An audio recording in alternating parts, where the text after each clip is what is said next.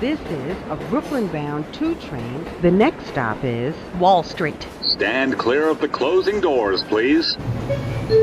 Welcome back. This is Not Your Advisor with NYU Grad on Tuesday, September 24th. Hope you all had a great day. Let's jump right into today's session. So taking a quick look at breadth, we had 1,254 new highs on the NYSE versus 147 new lows. 62% of stocks were advancing versus 34% declining. 29% of stocks were below their respective 50-day. 32% of stocks were below their respective 200-day moving average. It was fairly a muted day despite the fact that breadth did really well under the hood.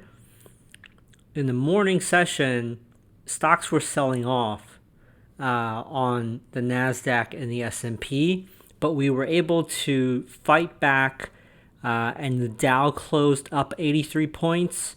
The NASDAQ closed up 100 points, or a little bit over 0.5%. The S&P closed up basically 0.25% today.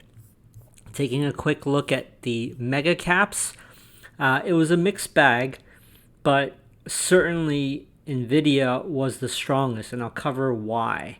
But Microsoft was down 1%, Apple was up 0.4%, Alphabet was up 0.35%, Meta was down 0.19%, Amazon was up 0.04%. You could see this was pretty much a nothing burger.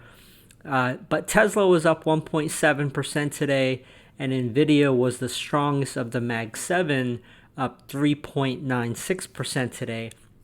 Looking at sectors, basic materials led to the upside, up 2.29%. Consumer cyclical was up 1.29%. Tech was up 0.9%. Communication services up 0.62%. Industrials up 0.54%. And real estate up 0.13%. The rest were pretty much red on the day. But let's jump into why NVIDIA rallied the entire markets right before lunch.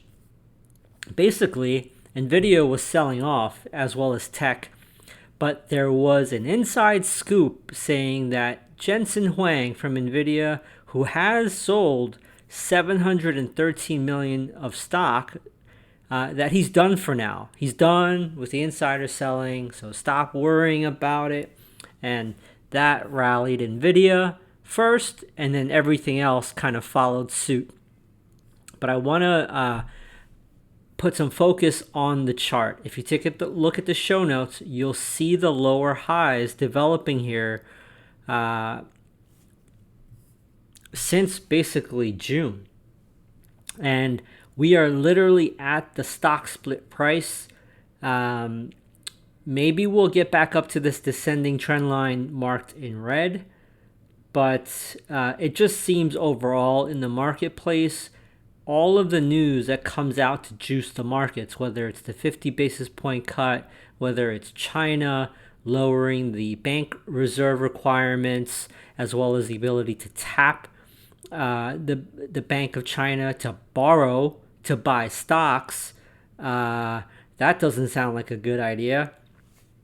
It seems that every single one of these news events is lasting less and less. The efficacy of the drug or the medicine to keep prices high seems to be waning much quicker with each dosage. What else did I want to cover today? Let's kind of go through what was strong and what was weak. Precious metals stuck out today, and I'm actually going to cover 30 plus charts today with premium members, and 20 of them are gold, metal, and mining stocks. But just in general, just know that precious metals, gold, silver did really well today.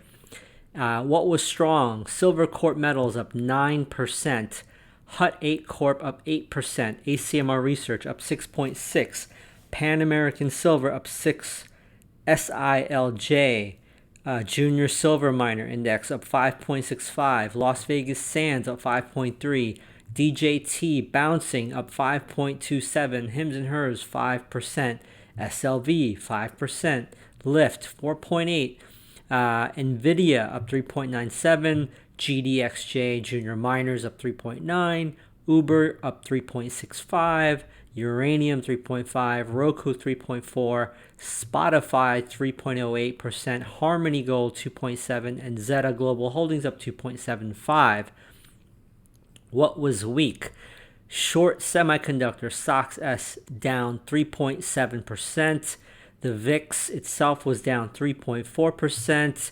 Natural gas futures down 2.7%. Palantir cooling off after the rally, down 2.77%. New York Community Bank 2.3%, and YEX down 2%.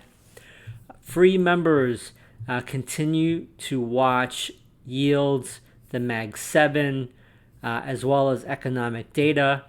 And I will see you all after the Wednesday session. Premium members, please stay on. We're going to cover 30 plus charts today. That's my train. Stand clear of the closing doors, please.